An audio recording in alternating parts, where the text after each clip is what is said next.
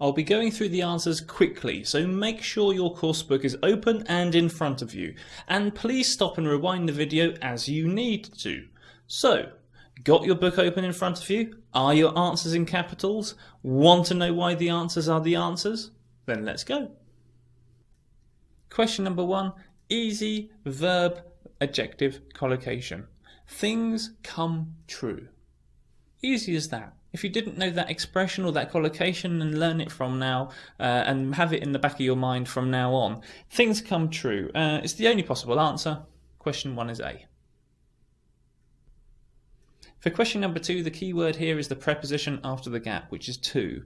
Only one of the answers collocates with that preposition. You arrive at a place, you reach a place, reach doesn't take a preposition, and you appear at a place. So the only answer here that can fit the gap is A. You get to a place, which basically means the same as arrive. Question number 3, good test of your vocabulary skills. When we're talking about means of transportation and travelling using those means of transportation, we say by. By car, by bike, by boat, by plane. The only exception that we've got is on foot. We don't say by foot. So here, what's the answer? Well, of course, it is B, by.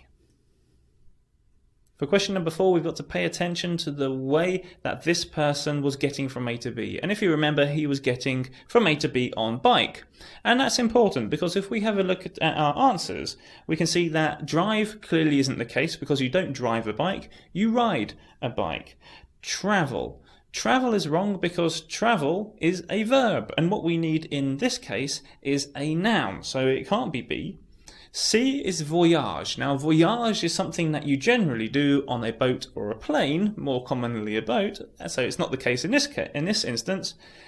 But D, journey, is a generic noun which refers how you get from A to B in many different forms of transportation, including in this case by bike, and that's why the answer is D, journey. For question number 5, what we need here is the correct preposition to complete the expression. And if you don't know this expression, then make sure you remember it from now on. The answer is B.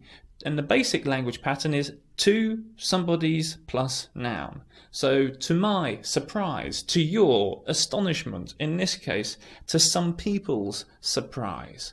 So if you remember that, to plus person plus noun, that's the expression you're looking for. For question number 6, what we've got to pay attention to here is the context and what the text is really trying to say. And what the text is trying to say here is talking about robots taking control. In other words, them being in charge. So we've got to choose the correct preposition to join take to create the correct phrasal verb, which means the same as taking control over something. What's the answer? Of course, the answer is C, to take over something.